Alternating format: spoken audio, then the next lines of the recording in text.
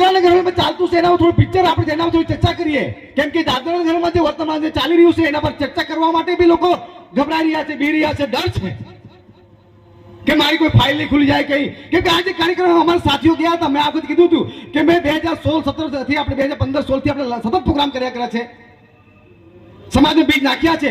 આ પ્રોગ્રામ લઈને, આ કાર્યક્રમ લઈને મારી કોઈ ઈચ્છા નહીં મળે સમાજ વચ્ચે તમે જાઓ, જે જ્યાં રાજનીતિ કરવી હોય કરવી, જે એને MP MLA સભ્ય સરપંચ જ્યાં બધું બને, પણ જ્યાં સમાજની હક અધિકારની વાત આવતી હોય તે આપણને એક થવું જોઈએ. આ સમય અને સમાજની માંગ છે.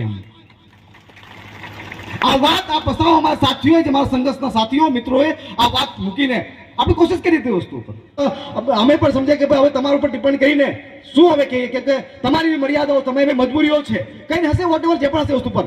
પણ જે વર્તમાન સમયમાં જે દાદરાના ઘરોલીમાં જે શરૂઆત થઈ છે છેલ્લા 7-8 વર્ષમાં, જ્યારથી આ સંવૈધાનિક પદ પર ગુજરાતથી પ્રશાસક પ્રફુલ્લ પટેલ નામના જે વ્યક્તિ આવીને જ્યારથી બેસેલા છે ત્યારથી દાદરાના ઘરોલીમાં લોકશાહી, સંવિધાન અને અમારા ચૂંટાયેલા સભ્યથી લઈને સાંસદ સુધીનું તમામ અસ્તિત્વ આ વ્યક્તિએ અને એની સરકારે ખતમ કરી દીધું છે.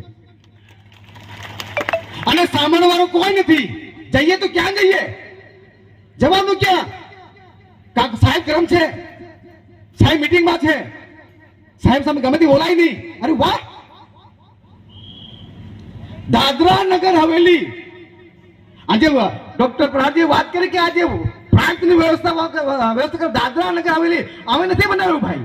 ઉત્તર પ્રદેશ અમે નથી બનાવ્યું, ગુજરાત અમે નથી બનાવ્યું, મહારાષ્ટ્ર અમે નથી બનાવ્યું.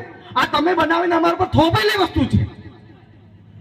અમે તો આજે બી બોર્ડરલેસ થઈને લગ્ન પ્રસંગ હોય કે રોટી બેટીનો, અમારે તો ગુજરાત હોય, મહારાષ્ટ્ર કે મધ્યપ્રદેશ હોય, અમારા આદિવાસી સમાજ તો રોટી બેટીનો વ્યવહાર છે, સામાજિક વસ્તુઓ તો છે અમારી વસ્તુ.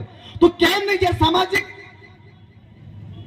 વ્યવહારની વાત આવતી હોય ત્યારે આપણે બધા ભેગા થઈએ છીએ. તો જ્યારે સમાજના હક અધિકાર અને આપણા પર શોષણ થતું હોય, ગરીબ હોય, શોષિત હોય, વંચિત હોય, જેની કોઈ જાતિ નથી, કેમ નહીં આપણે બોર્ડરલેસનો અવાજ બુલંદ કરીએ અને કેમ નથી આપણે આ દિશામાં કાર્ય કરવું જોઈએ? આ વાતો લઈને ચર્ચા